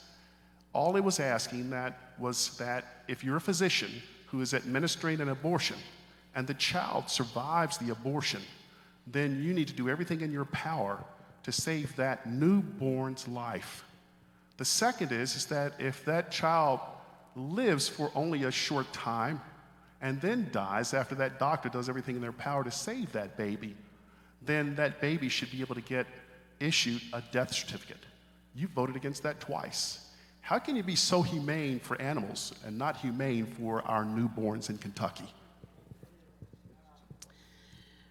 Well, I believe that we have laws against murder. So if a baby has been born, we're not talking about abortion anymore. We're talking about murder, and we have plenty of laws that cover that. I believe that women have the choice to make their own medical decisions with their doctors. Again, this is not a political decision. Once a baby's born, absolutely, we need to do everything that we can to save that baby. But until that baby cannot sustain life, then that doctor and that woman have the right to make that decision. And again, we have too many times that we cannot be forcing people that are victims of rape, that are victims of incest, to be carrying a baby that they don't want. That's trauma upon trauma. And again, not a political decision. That's a medical decision. And I believe that we can trust women and that we trust doctors. Right now, too many decisions, women and their lives are in danger and in trouble. And under the law of the land right now, lawyers are being contacted before that woman is being saved. And I don't want lawyers making decisions, life and death decisions for me. I want my doctor to make those. Ma'am, this is not about for the unborn. This no is about a born baby. This This is about a born baby, and you're Candidate saying Coleman, let it die. You know Coleman. that. You know the difference of what that All bill. right, You voted all against right. that bill twice. We will now move into the closing arguments or closing statements from the candidates this evening, and we will begin first with candidate Terry Coleman here to my left. And you've got 2 minutes, and we'll stick firm to that 2 minutes time for each candidate. Well, sure. I want to first say thank you to the forum sponsors. I want to thank my Representative Brown, for being here as well. I got into this race not for any other reason except for to be effective. I, as a member of what I anticipate will be the majority party come November, I will be able to be effective in getting things done for the 77th House District. I'm all ears listening to any type of dissension, listening to folks that I agree with, and I'm also a type of person that I believe has a heart full of compassion for my neighbors and a head full of fresh ideas. So experience may be something that you may look at and say that I may not have, but that's not always the best thing to have experience with no ability to properly legislate. And so if you have the desire to have a voice in Frankfort for the 77th District, and those of you that have known me, those of you that have seen me knocking on your doors, those of you that have seen me out at Aldi, y'all love to talk a brother at Aldi, but that you all know I will hear you out and to be able to respond accordingly. And I hope that you will allow me on November the 8th to be selected as your candidate as a new voice for a new day. Thank you. Thank you very much. And candidate George Brown, you have 2 minutes as well. Thank you all to the formers, to the people that have sponsored this forum. It's been long, and it's been grilling, and hopefully you all have some good information. I think that my opponent is naive to think that he can go, and Mr. Coleman, to think that he can go to Frankfort and tell the Speaker of the House how things are going to roll, because it don't roll like that. I want to thank everyone for this forum. I want to thank you all for being here and listening and your patience. My closing statement is this, that I would ask that you all would vote Representative George Brown to go back to Frankfort to represent the people of the 77th Legislative House District. And that vote is not just for the 77th Legislative House District. That is for the Commonwealth of Kentucky. Everybody that knows me knows that I love quotes. And there are two quotes that I want to share with you all that are emblematic of me, my service, and how I feel about my community. The first one is that 100 years from, it's by an anonymous author, 100 years from now will not matter the kind of house I lived in, the kind of clothes I wore, or how much money was in my bank account. But the world may be different because I was important in the life of a child. The second is by a woman named Tempest Williams, and it gives me chills every time I recite it. It goes like this.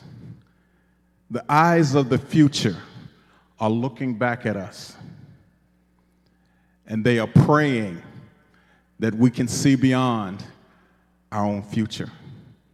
Future generations are depending on us to do the right thing. So as you go to cast your vote on November the 8th, remember, do the right thing for the right reasons for the Commonwealth of Kentucky.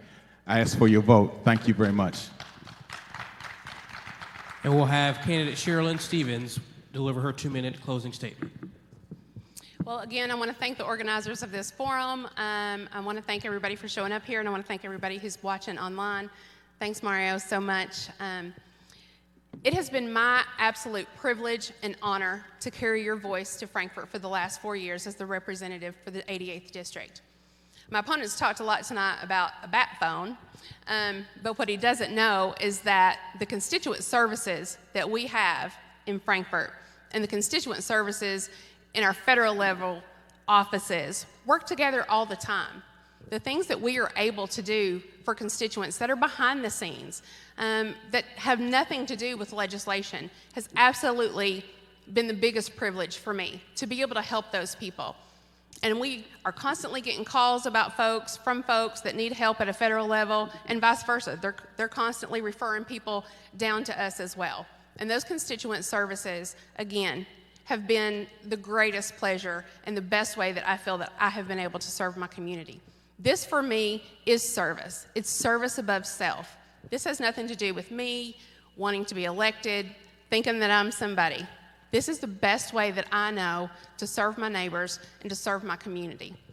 And I have been working really hard for you and your families for the last 4 years in Frankfort. I am a lifelong Kentuckian. I am proud to call Central Kentucky my home. And I humbly ask for your vote on or before November 8th. And candidate Jim Coleman. I want to say that I thoroughly enjoyed this debate this evening, and I appreciate the opportunity to have a chance to be able to share my vision and what I want to do for the great state of Kentucky. I also want to say that I greatly respect Representative Stevenson. Her time that she has been in office, I respect her hard work. She's known as a hard worker. The only unfortunate thing is that she was not in the majority over the last 2 terms. She is not in a caucus where she's going to have an opportunity where the powerful decisions are made on the agenda. What she is in a situation of is she waits out there in her seat for the House to have its meetings, and then she gets to vote no. And I'll tell you right now, the 88th District deserves more than that.